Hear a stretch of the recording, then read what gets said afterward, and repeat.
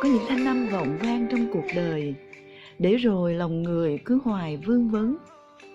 Đôi khi tiếc quay quắt những thứ từng bền bỉ góp mặt vào năm tháng đã đi qua, mà nay nhòa lẫn trong bóng hình hoài niệm.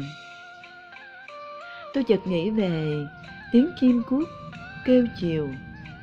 Ngày xa quê, ngoảnh đầu nhìn lại quê nhà, nghe tiếng kêu ấy khắc khoải đến bần thần tâm tư. Giữa chốn ngược xuôi ồn ả, chốn thị thành, có lúc tiếng chim ngày cũ lẻ loi vang lên từ tâm thức, như man mát, như xa xôi, tiếng quê hương cồn cào gọi mình về với bến đỗ bao dung. Chắc hẳn những người con sinh ra từ miền quê êm ả, có ai không một lần lắng lòng nghe tiếng cuốc kêu. Tràng thanh âm ấy vọng đến từ lũy tre xanh góc vườn nhà, dệt vào bóng chiều chập choạng nổi chơi vơi thầm kín. Tiếng kêu da diết quyện vào gió thoảng, như rắc từng nốt nhạc đồng quê lên những mái nhà. Lặng lẽ nắng mưa, khói bếp quẩn quanh la đà trên những tàu lá chuối, rồi nhẹ tan vào xa thẳm, để lại dư hương sắc se nỗi buồn thinh lặng. Tôi bùi ngùi thương tiếng chim lẻ bạn những chiều nhạt nắng. Tiếng chim như rót vào hồn tôi một khúc ru dạt dào tâm sự.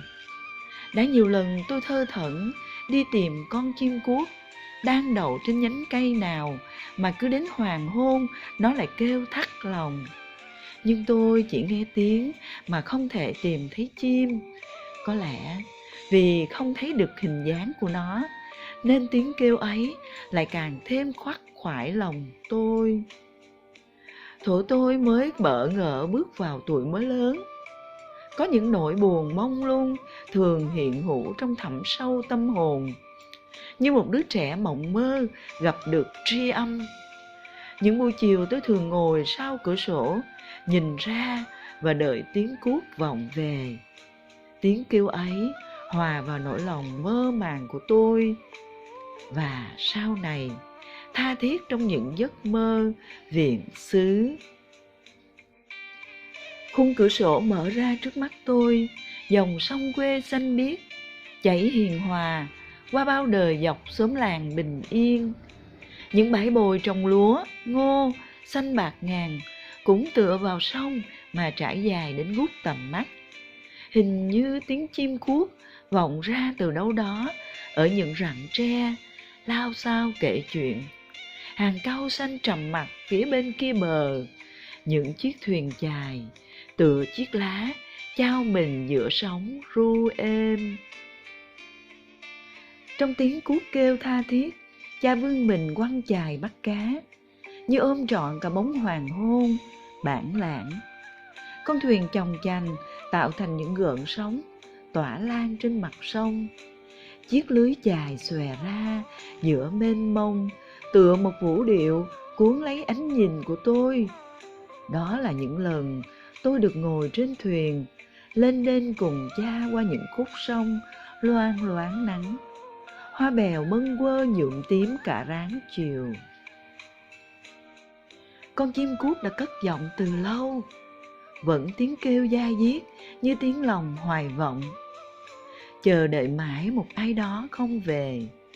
Có lúc đột ngột lặng im, chỉ còn nghe miên man sóng vỗ, rồi lại bất ngờ vọng lên từng nhịp quay quắt. Dường như khi tiếng kêu xa xót ấy từ từ ngấm vào lòng, trong mọi người đều ít nhiều gợn lên niềm sao động.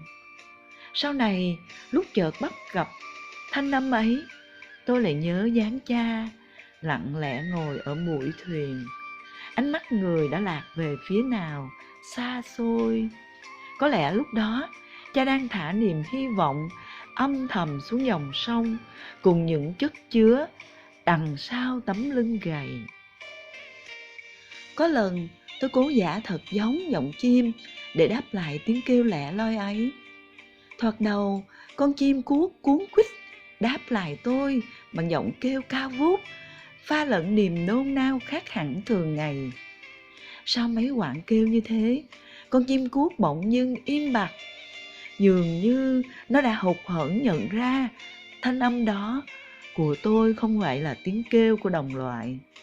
Thì ra, chim cũng giống như người, giữa cõi đời mênh mông này, nhận ra được nhau bằng giọng nói, gắn kết nhau bằng những tín hiệu từ lòng tin tưởng và yêu thương.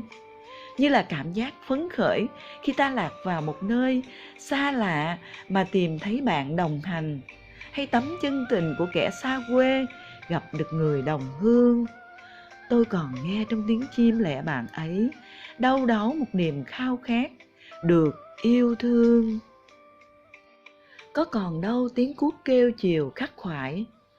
Thanh âm ấy mất hút cùng tiếng bìm bịp dòng dọc cu gáy. Những ca sĩ đồng quê đã từ biệt sân khấu của mình mà rong ruổi ở nơi nào xa thẳm, có lẽ do những cái quay lưng vô tình của con người. Tôi về thơ thẩn đi tìm lại tiếng chim ngày cũ, chỉ bắt gặp tiếng gió lạnh tanh từ những ngôi nhà kính cổng cao tường lạnh đạm. Lòng nao nao tự hỏi, con chim cuốc thuở ấy đã về đâu giữa bốn bề lạc lõng? Dấu chấm hỏi ngậm ngùi chìm giữa chiều lặng thinh.